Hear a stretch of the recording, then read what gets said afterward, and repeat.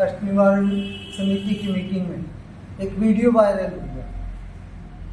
Media बंधुओं ने उस मौके के ऊपर उसको उठाया है।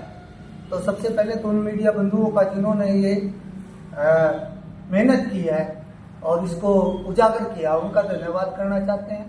दूसरी तरफ ये जो परिवहन मंत्री अनिल विज है, मतलब ये दूसरी दफा कष्ट निवारण समिति की मीटिंग में एसपी महोदय को धमकाया।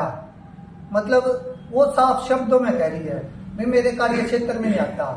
वो कर्मचारी कुरुक्षेत्र का है, वो कुरुक्षेत्र का है, प्रशासन कुरुक्षेत्र का, एसपी कुरुक्षेत्र का, डीसी उस पर कार्रवाई कर सकता है। उसके बावजूद उसको ये बोला जा रहा है भाई अगर आपके कार्य क्षेत्र में नहीं आता, आप नहीं कर सकते तो आप उसका बाहर चले जाओ। मतलब एक ये तानाशाही है और ये घोर कानूनों का उल्लंघन है। मतलब ऑन द स्पॉट मंत्री कैसे कह सकता है कि उसके ऊपर कार्रवाई करे, जबकि न्यायपालिका है, देश का संविधान है, उसके तहत जो भी उचित कार्रवाई बनती है वो कहने बोलनी चाहिए। और ये अनिल विज जो परिवहन मंत्री है, इनका ये पहला मौका नहीं है। इससे पहले भी फतेहाबाद में एसपी महोदय को इसी तरह से धमकाया था, उसको भी मीटिंग से बाहर निकलने का इन्होंने आदेश दिया था।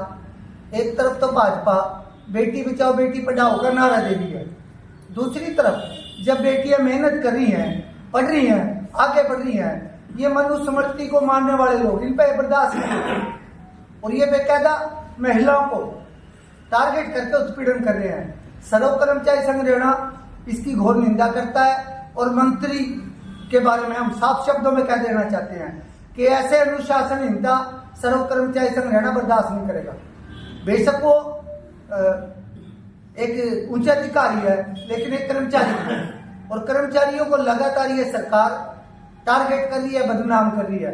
चाहे वो पटवारियों का मामला है, तमाम चीजें देखने को लगातार ये भाजपा सरकार का जो रवैया है इसकी घोर निंदा करता है सर्व कर्मचारी संघ हरियाणा और कड़े शब्दों में निंदा करता है।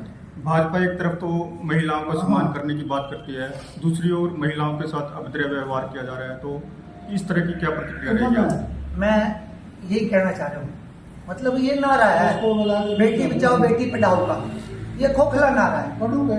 एक तरफ तो करोड़ों रुपया प्रचार प्रसार पे खर्च किया जा रहा है बेटी बचाओ बेटी पढ़ाओ पे, दूसरी तरफ बेटियों को धमकाया जा रहा है, बेटियों को डराया जा रहा है। अब अंतरराष्ट्रीय खिलाड़ी अंतरराष्ट्रीय स्तर पर वो देश का नाम रोशन करके आई और देश के मुखिया ने उनको अपने हाउस में बुला करके चाय पिलाई, लेकिन जब उन्हीं के मंत्री ने उनका यौन शोषण किया और उस यौन शोषण के खिलाफ वो जंतर मंतर पर बैठी और देश का मुखिया चुपचाप एक शब्द नहीं निकले और उन बेटियों को बालों से घसीट करके उनको घसीटा गया, जेलों में डाला गया।